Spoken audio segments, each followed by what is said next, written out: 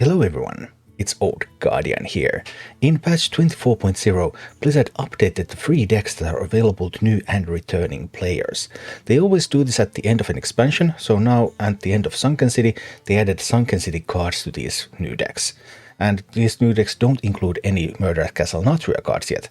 And then once at the end of Murder at Castle Nathria, they're going to add Murder at Castle Nathria to the free decks, and that's how the cycle repeats. So, the free decks. How can you get a free deck? Well, if you are a new player and you need to complete the apprenticeship and reach bronze 10, or you need to skip the apprenticeship, which will lose some other rewards, and then start at bronze 10. If you are a returning player, you need to log into the game after being away for 120 days. Yeah, that's 120 days of not logging into the game. You don't actually have to play any games, just not log in is the important part. And the new thing in patch 24.0 is that now these free decks are available multiple times. So previously it was only once per account, so if you quit Hearthstone, you came back, you got a deck, you quit Hearthstone again, you come back, you get nothing. But now that has been changed. The returning player experience is now available multiple times, so if you have been away for 120 days or more, log into the game and you get to pick a brand new deck for yourself. And this time the deck selection is much better than last time, I have to say. This time the decks are mostly meta decks from Voyage to the Sunken City, and I will take a look at the details. There are some differences, not all decks are still the same, but let's take a look at each of them. So first of all we have the Demon Hunter deck, and it is an aggro Demon Hunter called Abyssal Assault. Dust cost of this deck if you were to craft it from scratch would be 7,440 dust. And if you disenchant all of the cards in the deck, you can disenchant the corset cards, you will get 1,775 dust. And dust-wise, this is by far the most valuable deck. There are quite big differences in the dust values of these decks, and this is the most expensive deck by far.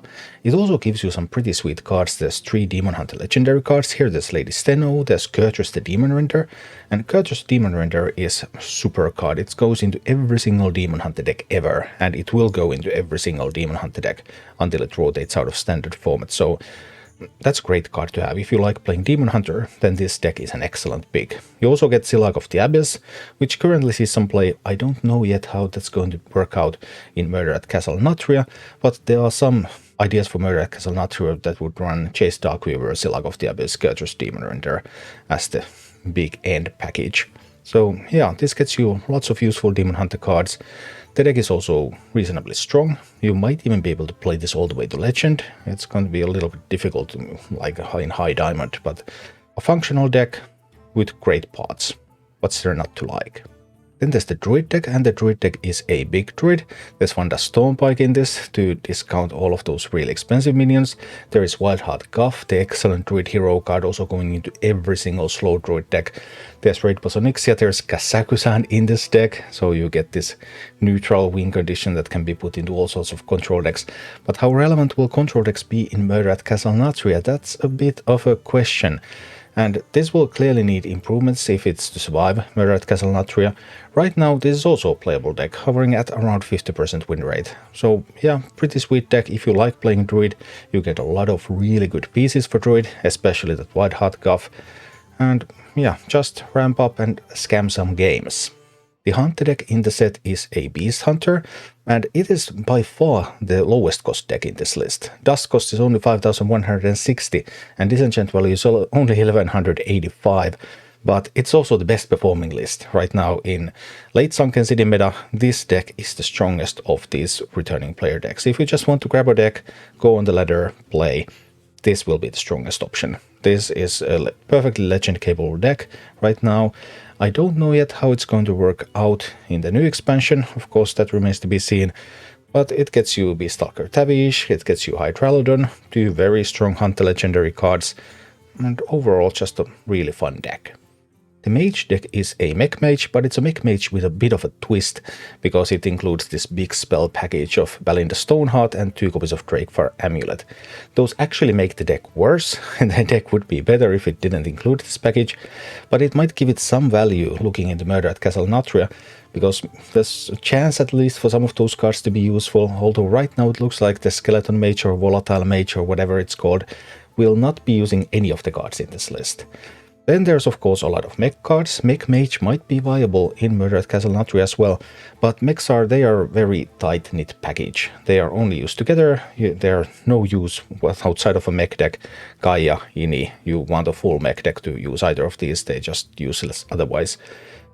But yeah, so there are some risks involved with picking the Mage deck, but if you like this sort of pretty aggressive mech style, there's also Mecha Sharks in this deck, so this is kind of like if you're a returning player and you like Flame Waker gameplay, then Mecha Shark, you discount your mechs with C4 Gateway, then you play cheap mechs with Mecha Shark, and it's kind of like playing with Flame Waker, so maybe you enjoy that style.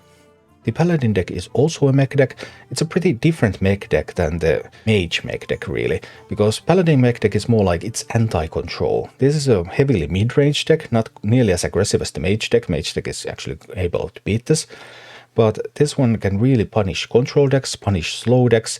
You also get two excellent Paladin legendary cards with Lightforged Cariel and the Leviathan. And these cards are going to see play in just about any Paladin deck ever, so you probably want them anyway if you want to play with Paladin. So even if Mech Paladin is bad, even if the meta is a little bit faster, so that you won't be able to use a deck that punishes slow decks, there will still be some parts that are of value in this one. Then there's the Priest deck, and this Priest deck is a bit of a mystery to me, because this is a Naga Priest. Naga Priest is a fine meta Priest archetype, but this is the worst possible version of Naga Priest. This is lacking Blademaster Samuro, this is lacking Nayak Hexen. This deck, actually, I was able to find this deck on Aegis Replay stats, and this one had 43% win rate. This is the weakest deck out of all of these decks that are being offered. Also, its dust value is pretty low. They could have easily fitted in some better cards, some more cards like that would make this a good version of the meta Naga Priest. But instead they chose to give you like the weakest possible version of Naga Priest, and then you will need some legendary cards to make it better. So yeah, and Priestess Valishi, yeah, it has limited uses. It goes into these sorts of decks that play a ton of spells, but yeah, overall this is just, I would just not pick this one. The Rogue deck also suffers from some of those same issues. This is a Thief Rogue deck, okay, but this is a pretty bad version of Thief Rogue, and it doesn't run Krakatoa, for example, which you would really want. And I mean, even if they just switched that Queen Azara for Krakatoa, made some changes, the deck could have been somewhat better. Right now, okay, you get Shadowcrafter Scabs, that's fine. You get Master of the Masquerade, okay, you get that Queen Azara, sometimes useful, but this is one of the weaker versions of Thief Rogue and the second weakest of all of these decks that are being offered. So unless you're a real Rogue fanatic, there's just not much to this deck. The Shaman deck is a Murloc Shaman. Murloc Shaman is one of the premium aggro decks in the format at the moment. You get all the important pieces, you get all the important legendary cards also for playing Murloc Shaman. You get Cookie and you get Fergal, which are the only legendary Murlocs, and you get Brukan of the Elements, the Shaman hero card, super strong card used in practically every Shaman deck at the moment. So what is there not to like? If you like to play aggro, well, this is aggro, and it also gives you a bunch of really good Shaman cards. The Warlock deck is also a Murloc deck, just like the Shaman deck, but Murloc Warlock is the weaker of the Murloc decks, and that's a big problem because you're just playing an inferior deck, and also looking at Murder at Castle Nathria, you won't be using these Murlocs in Castle Nathria probably, because Imps are coming, and Imps are going to be the thing there, and these don't have any synergies with Imps. You want to play Murlocs as a package, so there's very little reason to actually pick the Murloc Warlock deck. As for the Warrior deck, well, I've said many times that Blizzard seems to have an obsession. They really, really love pirates, and they're just supporting pirates whenever they can, although they have been forced to nerf Quest Warrior a lot. Raid the Docks, Quest Warrior, Pirate Warrior, you get Raid the Docks, you get Nelly. Raid the Docks and Nelly have both been nerfed. Mr. Smite was also nerfed. So like, Blizzard has reluctantly been forced to nerf this deck because this deck used to be very, very good. Right now it's mediocre at best. It gets you these cards that really go into this package, and they're pretty useless if this package is not going to be playable in Murder at Castle Nathria. On the other hand, Warrior is not getting anything for Murder at Castle Nathria, so maybe this is the Warrior deck that you still want to play in Murder at Castle Nathria, or some version of this idea. Yeah, I would not be thrilled to pick this deck, but if I really wanted to play Warrior, I guess then I would. At least it's better than the Priest and Rogue decks that are available here. So, to recap, the decks overall are average versions, mediocre versions of meta decks. All of them are meta archetypes, but most of them are not the optimal versions. And then there's Priest. Priest is like a meta archetype, but it's a really bad version. Don't pick Priest. And then there's Rogue, and Rogue is also like a meta archetype, but it's pretty bad version as well, so I wouldn't really recommend Rogue. Demon Hunter, most valuable deck dust-wise, also gives you super good Demon Hunter cards. And then there's the Hunter deck, which is the lowest value deck, but it's the best performance deck at the moment in late voice, the Sunken City. Who knows what's going to happen in Castle Nathria.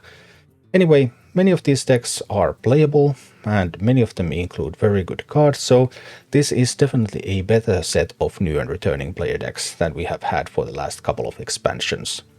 And I hope that this video helps you figure out which one of these is the right one for you. Thank you for watching. Click like and subscribe if you enjoyed this, and a special thanks to all of my Patreon supporters, YouTube members and Twitch subscribers who make all of these videos possible.